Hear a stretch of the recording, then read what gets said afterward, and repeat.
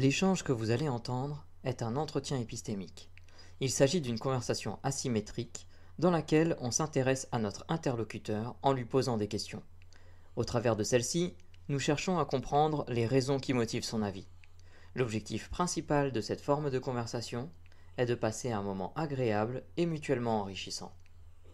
Les amis, on va accueillir Exa, ensuite notre mamie nationale. J'aimerais vraiment sincèrement beaucoup qu'il y ait des personnes qui soient pour cet événement qui a eu lieu sur Instagram et sur TikTok, où un influenceur a circoncis son enfant de ses propres mains devant le corps médical et les caméras, ou si d'autres qui ont envie de partager les bienfaits de la circoncision sur les enfants, si vous trouvez qu'il y en a, n'hésitez pas à faire une demande pour monter. On aimerait vraiment rééquilibrer, parce que là, depuis tout à l'heure, on est plutôt à 90% de personnes qui sont totalement contre, avec des avis différents, mais on aimerait vraiment que voilà, qu'il puisse y avoir des personnes qui ont envie de défendre cette position, parce que pour nous, ça nous intéresse tout autant. En attendant que les gens fassent la demande, nous accueillons Exa 1905. Putain, c'est mon année de naissance. Ça me fait plaisir. Comment vas-tu? Salut, salut. Ça va très bien. J'espère que vous aussi.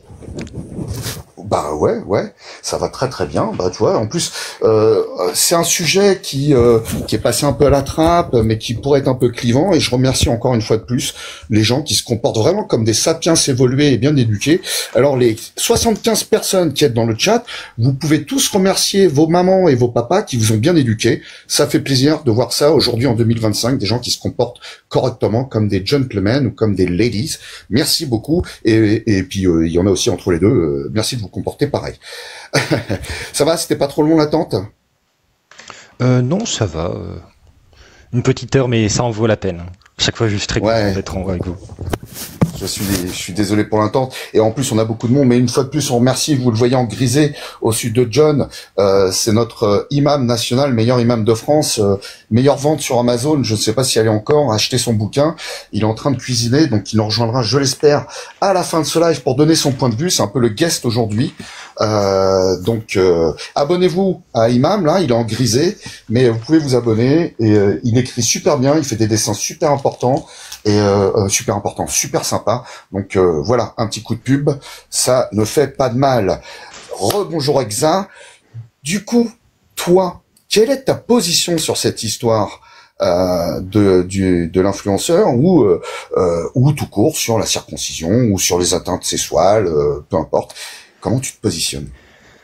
Alors, sur l'histoire de l'influenceur qui aurait fait une circoncision en live sur Instagram, je n'étais absolument pas au courant, je n'ai pas suivi cette histoire. Ouais. Mais de façon générale, oui, je ne suis pas monté pour défendre la mutilation sexuelle, quelle qu'elle soit. Sexuelle, on va essayer d'éviter de se faire ban. Merci. Donc oui, qu'est-ce que je peux vous dire? Déjà, l'affirmation que ça protège de maladies, je pense que c'est exact, mais de raisons similaires que arracher des ongles, ça protège d'infections fongiques, spongieuses, je sais pas comment on dit.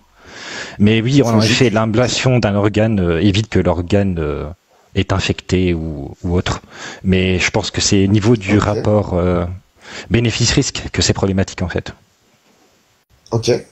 Comment tu sais que l'ablation du prépuce protège des infections?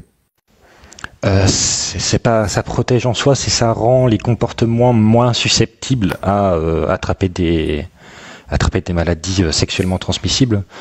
Je le sais déjà parce que c'est assez bien documenté. Il y a beaucoup de biais idéologiques, religieux, sociaux dans les études sur le sujet. Mais bon, une chose qu'on est à peu près sûr, c'est que oui, en effet, il y a des risques de transmission. Surtout le cas du sida a été particulièrement étudié.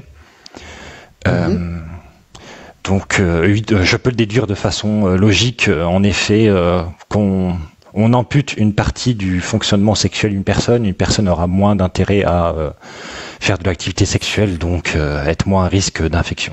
C'est sûr, de façon purement. S'il te plaît. Mais, pardon.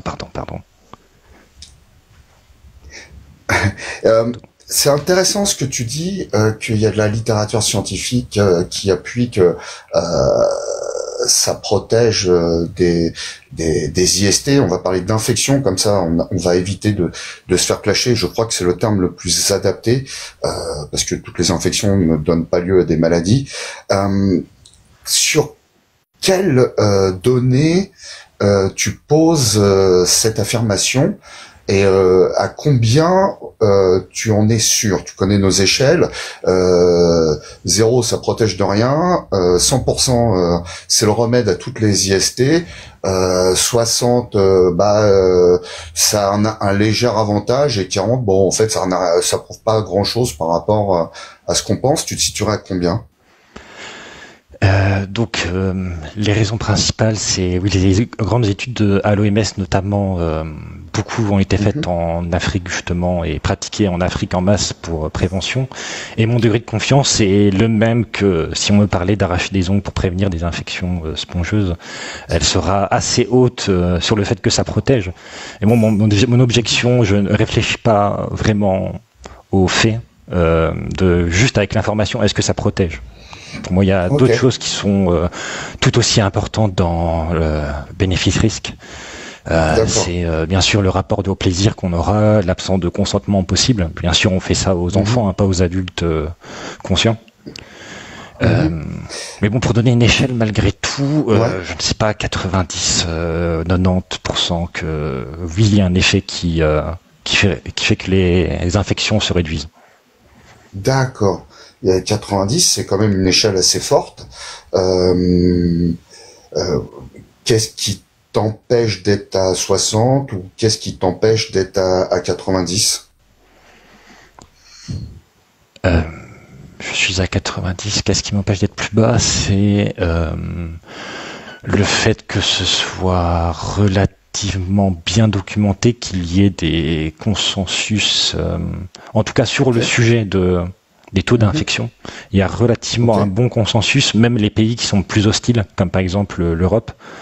D'autres pays qui ont des biais favorables, je sais pas, l'Afrique du Nord, l'Amérique ont un biais de l'autre côté. Mais on va dire sur le côté infection, je pense qu'il y a un consensus plus ou moins mondial, et que voilà, les biais ne sont pas. Ok. Ce consensus, tu y as eu accès. Tu as accès via l'OMS, si j'ai bien compris, notamment sur les études sur la population africaine. Dans ces études, aujourd'hui, selon tes connaissances, le pourcentage de protection sur les infections sexuelles, il est de combien? Ça protège de 100%, 90%, 50%, 15%, 20%? 0,5. Alors sur mettre un chiffre sur l'immunité, déjà non, ça ne protège pas de 100%, c'est un truc assez dangereux à penser. Je ne sais pas, les proportions doivent être différentes en fonction de l'hygiène moyenne du pays et des normes sexuelles, je me dis, avec plus de avec plus de prévention dans le pays. En Occident, on apprend à mettre des préservatifs, ce genre de choses.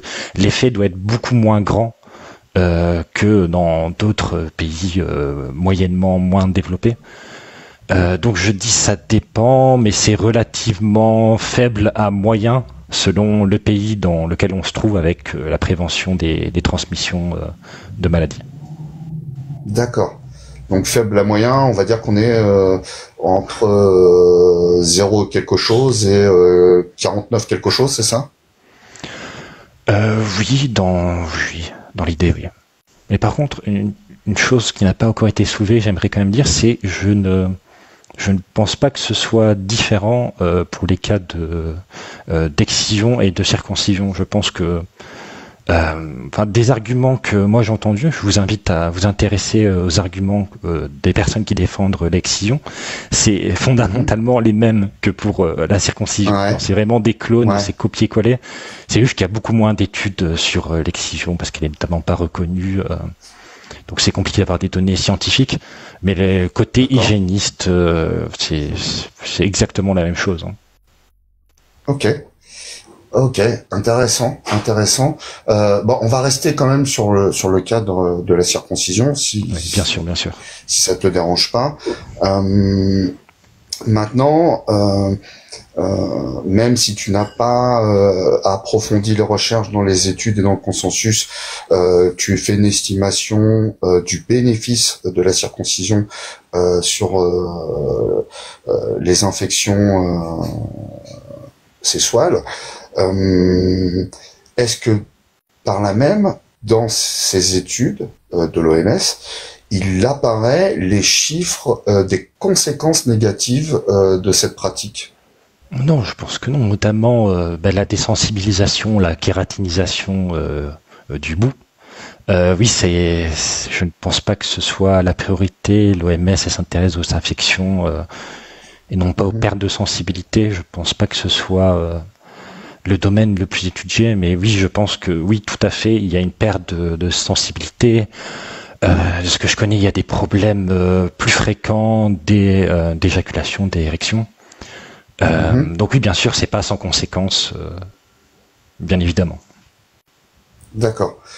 Mais ce qui te fait que tu es à 90% sûr que c'est bénéfique, du coup, c'est non, que non, pour les infections uniquement. Oui, Le reste, oui. Je suis contre la pratique. Tout à fait. Oui. Tout à fait. Non, mais on est bien sur le sujet des infections. Tu considères que tu es à 90% parce que le rapport bénéfice-risque te semble quand même supérieur, car le risque ne considérerait que éventuellement un confort lors du coït, c'est ça? Non, c'est plutôt l'inverse. Je pense que la pratique ne devrait pas exister. Que ça peut être vrai à la fois que ça réduit les risques d'infection et que c'est quelque chose qu'il ne faudrait pas faire parce que on pourrait couper beaucoup de choses dans le corps humain et ça réduirait le risque d'infection. Le problème, c'est que les organes ont des fonctions. Le prépuce a une fonction, donc non, je pense que il est vrai à la fois que ça réduit les risques d'infection et qu'il ne faudrait pas le faire, que le rapport bénéfice-risque est négatif. D'accord. Donc, si je comprends bien pour toi, même s'il y a un bénéfice sur le frein des transmissions des IST, tu considères que néanmoins, alors je vais reformuler en modifiant un peu ta parole parce que c'est comme ça que je l'entends et je voudrais être sûr de pas me tromper. Tu considérerais qu'aujourd'hui, il y a peut-être des méthodes qui seraient plus efficaces que la circoncision seule? Oui, au hasard, la prévention. Faut leur apprendre à mettre des préservatifs, à pas faire n'importe quoi, à faire tous les jours, avoir des gens différents. Il y a des façons qui sont beaucoup plus pragmatiques, non invasives, moins violentes, à réduire les risques d'infection, où que ce soit sur Terre d'ailleurs, pas que ici en Occident. D'accord. C'est intéressant.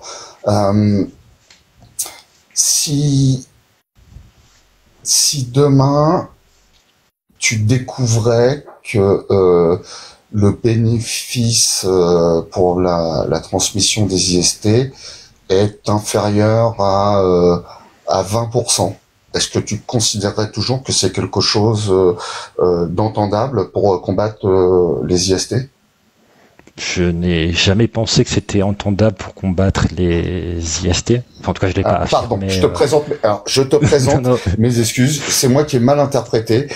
C'est mea culpa. Alors, je vais reformuler.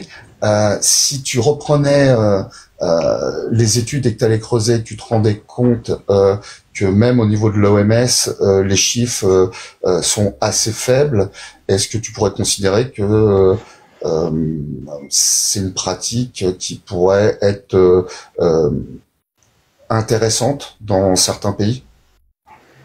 Je pense déjà que c'est moyen faible dans l'efficacité en fonction de l'endroit. Et est-ce que je pense que la pratique est légitime en soi? Non, déjà, je pense qu'on Je pourrais faire des analogies avec beaucoup de parties du corps humain. On pourrait réduire de façon significative les verres qu'on a dans les yeux, autres problèmes, en retirant des globes oculaires. Mais voilà, je pense que malgré tout, il y a un principe de conserver des organes tant qu'ils n'ont pas de problème. Et le consentement, éviter les interventions chirurgicales violentes. Je pense que le rapport négatif est beaucoup plus supérieur, que ce soit moyennement ou faiblement efficace sur les maladies. Ok. Tout à l'heure, tu faisais une analogie avec le fait d'arracher les ongles pour éviter les infections au bout des doigts. Est-ce que pour toi, la partie du corps très intime sur lequel est faite la circoncision est réellement comparable aux ongles? Non, c'est une analogie beaucoup plus douce, beaucoup plus douce, les ongles. En plus, ça repousse bien sûr les ongles. Et oui, comparer ça à notre bouche qui est bien sûr la partie la plus sensible de notre corps. Normalement, oui, bien sûr, l'analogie est très limitée. Voilà, j'aime bien l'analogie des globes oculaires, celle-là. Ils comprennent bien que... Je l'avais faite lors du premier live, je la garde sous le coude. Et j'ai bien dit le coude, hein, calmez-vous dans le chat. Je la garde sous le coude peut-être pour tout à l'heure.